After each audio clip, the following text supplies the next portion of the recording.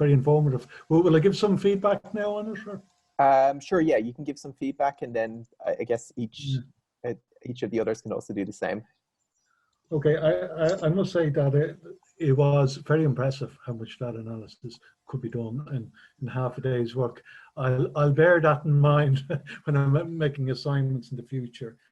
I thought the key to a good one was the hypothesis that was chosen. The hypothesis had to be quite clear.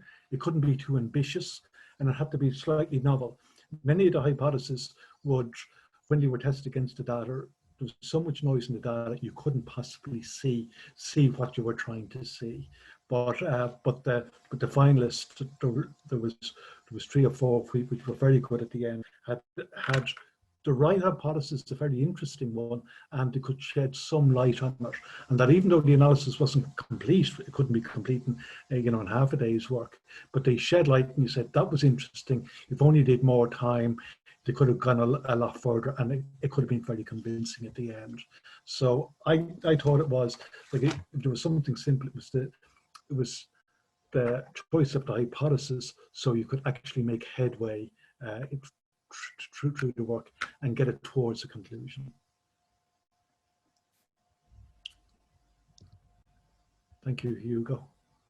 So Brian or Michael, would you like to go next? I can jump in. So I'm Brian McNamee. I'm from computer science, and would like to, I guess, echo a lot of what Shane said. So well done. It was good fun to read all of those reports, and they were evidence of a ton of really nice work done in a very short amount of time. So well done to everybody. I think well done to the ones who are going to win, and also the few nice ones that took on a good ambitious question and just didn't get there in the end.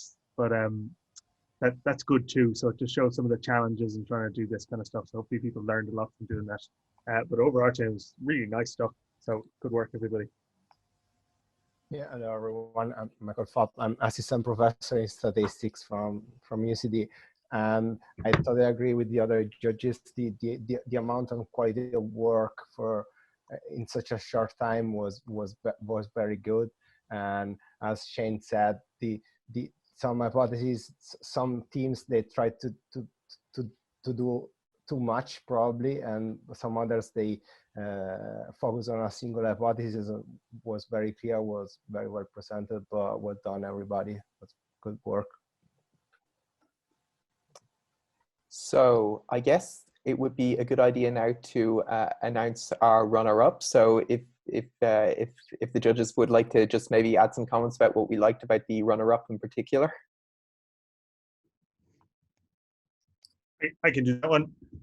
So the runner-up and the runner-up was, I'm going to make sure I get the team number right now before I say this, just in case. Actually, Hugo, you tell me the team number so I don't say the wrong team number. I remember the project. Our runner-up is team number 7. Excellent. So this is a really nice project and took on the question of mobility versus COVID, and looks in particular at specific counties within Ireland, and where Donegal was in the list. I think the nice thing of this is a real clear question, and a nice direct way to look at answering that question, with really interesting data analysis and bringing in an external data set. So bringing in, I think it was NRA, National Roads Authority data, was a real nice addition to do that. Had real clear impact. I think a couple of the challenges were maybe not as much data as you wanted. You mentioned that in your report. It was quite tricky to get that NRA data down, so you probably didn't get as much of it as you hoped to. And I think the second thing, the modeling that was done was interesting, but I think with a bit more time, you could have used some slightly different modeling approaches, which I think would have given you nice, richer results from that. But overall, a really nice bit of work. Thanks, Brian. So we've just kind of displayed the PowerPoint or the poster slide there, just for anyone who's curious about what this team did. So yeah, like Brian said, we really liked the use of the additional data set, which was quite novel, and some of the EDA that was done in this particular one. So if the team would like to turn on their cameras if they're here, so that we can just give them a wave.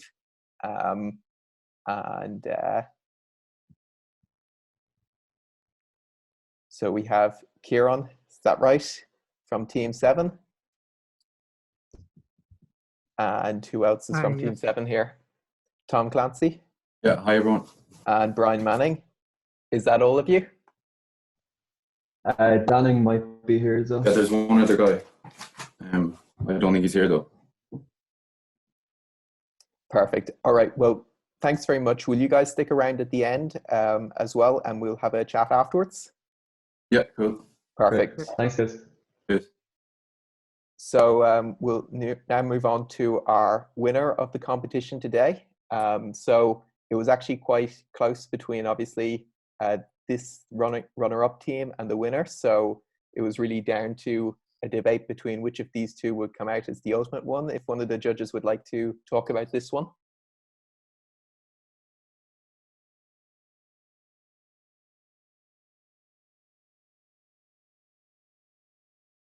Anyone in particular there? Shane, you're on mute there.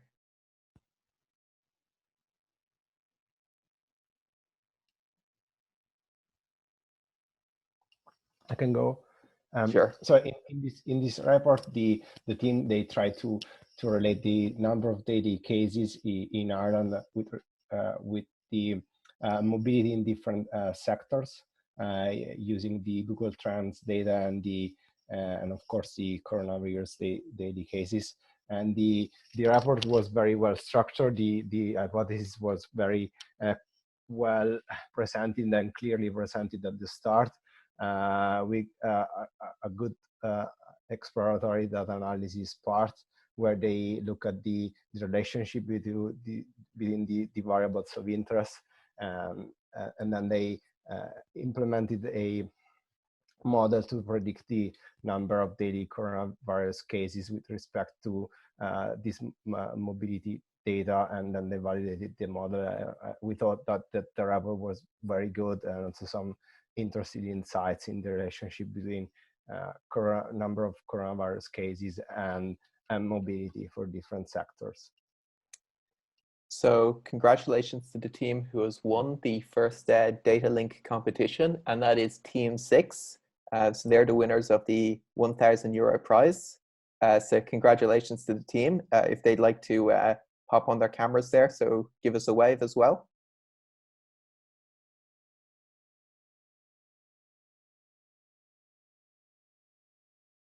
Here to come.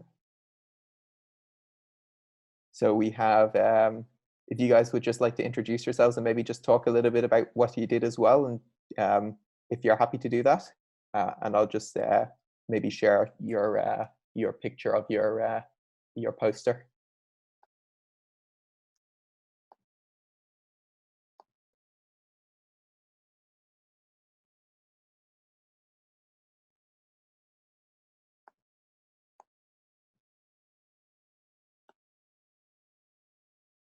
If any of you guys would like to maybe talk about maybe what you did, just maybe give us an overview. Yeah, hi guys. My name is Fang Jiwan.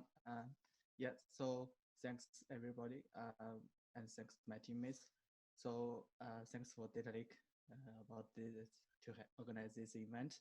And so before we start that, we yesterday we have go look at the lot of data set from government open source, and so at the beginning we were looking at the number of COVID to confirm the cases, COVID confirmed cases, and actually when we start we don't know where to go, but when we compare with the different data sites, we found some interesting data. So first, we can say the number of confirmed cases is quite important data set we have, and our idea is to help the government to provide more details in the lockdown restrictions, because normally when people read the information from the government, we only know the levels of lockdown, but and we also know the restrictions in details, but actually what's the real reason for the government to announce that lockdown restrictions, protect people and to avoid the virus spread widely.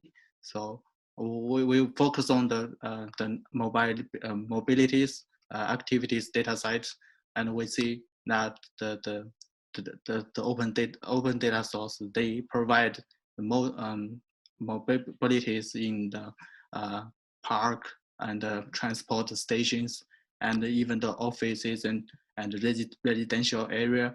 So this kind of data site is help us to understand what people are doing every day and what kind of activities can help people to understand the actual activities to impact the pandemic.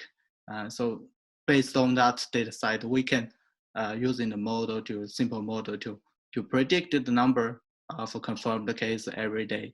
That's not only the objectives are in our project, but what else? What's the things in deep is we want to use the parameter the activities data set to predict the more accurate the number, and then help the government to announce the right policy or the right restriction policy, and help a government to stop the pandemic in the right direction. Not only the general information announcement like the level 5 lockdown and keep everybody stay at home. Actually, what we found is the people can go outside, can go to the park, to open area. They can go work. That's okay, because on the data side we found that's not the big impact for the pandemic. So that's actually really interesting to find. Well, before we analyze the data, we never know. Thanks, everybody. Right. Thank you very much for that kind of explanation. I think it kind of gives more of an insight into your report. So congratulations once again on winning the top prize. So if you guys would stick around at the end as well, and we'll chat to you guys afterwards. So Rena, if you have any kind of closing remarks you'd like to make as well. Yes, so thank you to all the judges for the work that you've done this afternoon. Thank you for giving up your time, and you provided really interesting comments and insights into the reports. I just want to say congratulations to the runners-up and the winning team as well. It's very close between both of you, so congratulations. You did amazing work. And to the rest of the teams, even though you may not have won or been a runner-up, you've learned so much by doing this hackathon this weekend. I think the analysis that you do and structuring a report in such a short period of time, you learn so much, so it's really, really important, and congratulations. Beyond that, I think thank you for coming this weekend. It's been a pleasure to facilitate this hackathon for you all, and yeah, I hope you all enjoyed it. Just wanted to ask, can you please tell the position of other teams? So yeah, we can. I'm sure we can publish something like that afterwards. So we'll maybe we can put that on the Discord later. Something like that. We can give like the top 5 or something like that. We just need to process the data. Okay. Yeah. So yeah, we just need to. I have the stuff in the spreadsheet, but I'll just need to sort it out so I can put that in the Discord after the call. Sure, that would do though. Perfect. Yeah. So yeah, if anyone else just want to stay around afterwards and have a chat, feel free. Hop onto Discord or something like that if you guys want to chat about what other teams did and that kind of thing. But yeah, thanks very much for coming, and thanks again to all our judges for taking some time out on their Saturday to have a look at these reports. So many thanks to everyone for coming. So if the winners and the runners-up could stay on the call afterwards, that would be fantastic. Okay, bye all. Thanks for coming. Bye-bye. Bye. Thanks, everyone. Thank you, everyone.